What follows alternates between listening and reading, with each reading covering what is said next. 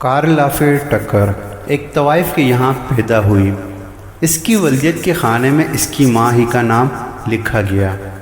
گندے ماحول اور عدم توجہ کے باعث 8 برس کی عمر میں اس نے سگریٹ نوشی شروع کر دی اور بمشکل 10 برس کی عمر میں اس نے چرس پینا بھی شروع کر دی۔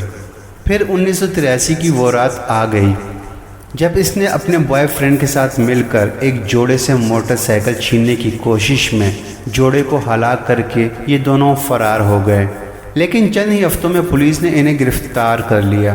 مقدمہ چلا اور ٹیکساس کی عدالت نے دونوں کو سزائے موت سنا دی، جس کے بعد اپیلوں کا ایک طویل سلسلہ شروع ہو گیا۔ اسی دوران اس کا بوائے فرینڈ بیمار ہو کر جیل میں انتقال کر گیا، جس کے بعد وہ تنہا رہ گئی۔ جیل حکام کو اس حادثے کا کوئی علم نہیں، جس نے اس کی زندگی کا رخ ہی بدل دیا۔ وہ لڑکی جو بات بات پر جیل انتظامیہ کو ننگی گالیاں دیا کرتی تھی، وہ اچانک اپنا زیادہ تر وقت بائبل کے مطالعے میں گزارنے لگی۔ وہ نشئی عورت جو ہر وقت سگریٹ اور شراب کا مطالبہ کرتی رہتی تھی، اب زیادہ تر روزے سے رہنے لگی اور اب خدا اور مسیح کے سوا کسی چیز کا نام نہیں لیتی تھی۔ وہ ایک طوائف زادی اور قاتلہ کی جگہ مبلغہ بن گئی، ایک ایسی مبلغہ جس کے ایک ایک لفظ میں تاثیر تھی۔ پھر اس نے جیل ہی میں شادی کر لی اور تبلیغ کو اپنی زندگی کا نصب العین بنا لیا۔ اس کی بدلی ہوئی شخصیت کی مہک جب جیل سے باہر پہنچی تو اخبارات کے رپورٹر جیل پر ٹوٹ پڑے اور امریکہ کی معاشرتی زندگی میں بھونچال آ گیا۔ یہاں تک کہ پوپ جان پال نے بھی زندگی میں پہلی بار عدالت میں کسی قاتلہ کی سزا معاف کرنے کی درخواست کر دی۔ سزائے موت سے 15 روز قبل جب لیری کنگ جیل میں ٹکر کا انٹرویو کرنے گیا تو دنیا نے CNN پر ایک مطمئن اور مسرور چہرہ دیکھا جو پورے اطمینان سے ہر سوال کا جواب دے رہا تھا۔ لیری نے پوچھا، تمہیں موت کا خوف محسوس نہیں ہوتا؟ ٹکر نے مسکرا کر جواب دیا، نہیں، اب مجھے صرف اور صرف موت کا انتظار ہے۔ میں جلد اپنے رب سے ملنا چاہتی ہوں، اپنی کھلی آنکھوں سے اس ہستی کا دیدار کرنا چاہتی ہوں جس نے میری ساری شخصیت ہی بدل دی۔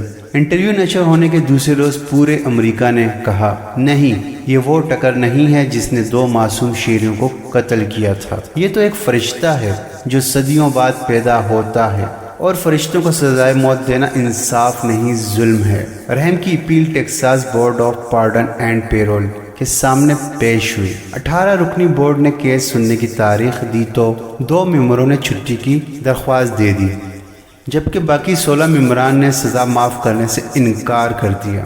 بورڈ کا فیصلہ سن کر عوام سڑکوں پر آ گئے اور ٹکر کی درخواست لے کر ٹیکساس کے گورنر جارج بش کے پاس پہنچ گئے۔ امریکہ کے معزز ترین پادری جیسی جیکسن نے بھی ٹکر کی حمایت کر دی۔ گورنر نے درخواست سنی، جیسی جیکسن اور ہجوم سے اظہار ہمدردی کیا، لیکن آخر میں یہ کہہ کر معذرت کر لی، مجھے قانون پر عمل درآمد کرنے کے لیے گورنر بنایا گیا ہے، مجرموں کو معاف کرنے کے لیے نہیں۔ اگر یہ جرم فرشتے سے بھی سرزد ہوتا تو میں اسے بھی معاف نہ کرتا۔ موت سے 2 روز قبل جب ٹکر کی رحم کی اپیل سپریم کورٹ پہنچی تو چیف جسٹس نے یہ فقرے لکھ کر درخواست واپس کر دی۔ اگر آج پوری دنیا کہے گی یہ عورت کارل لافے ٹکر نہیں، ایک مقدس ہستی ہے، تو بھی امریکن قانون میں اس کے لیے کوئی ریلیف نہیں ہے، کیونکہ جس عورت نے قتل کرتے ہوئے 2 بے گناہ شیروں کو کوئی رعایت نہیں دی، اسے دنیا کا کوئی منصف رعایت نہیں دے سکتا۔ ہم خدا سے پہلے ان 2 لاشوں کے سامنے جواب دہ ہیں جنہیں اس عورت نے ناحق مار دیا۔ 3 فروری 1998 کی صبح 5:45 بجے ٹیکساس کی ایک جیل میں 38 سالہ کارل لافے ٹکر کو زہریلا انجیکشن لگا کر سزائے موت دے دی گئی۔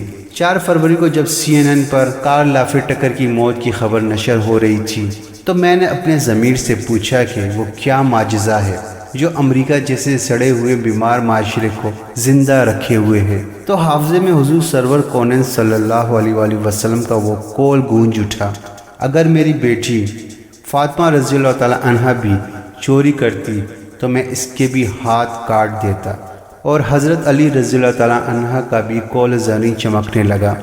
معاشرے کفر کے ساتھ تو زندہ رہ سکتے ہیں لیکن نا انصافی کے ساتھ نہیں۔ جو عدالتیں عوامی احتجاج یا حکمرانوں سے متاثر ہو کر اپنے فیصلے بدل دیں تو وہ عدالتیں نہیں بادبانی کشتیاں ہوتی ہیں جن کی منزلوں کا تعین ملح نہیں ہوائیں کرتی ہیں۔ مزید ویڈیو کے لیے ہمارے چینل کو سبسکرائب کر دیں اور بیل آئیکن پر ضرور کلک کر دیں۔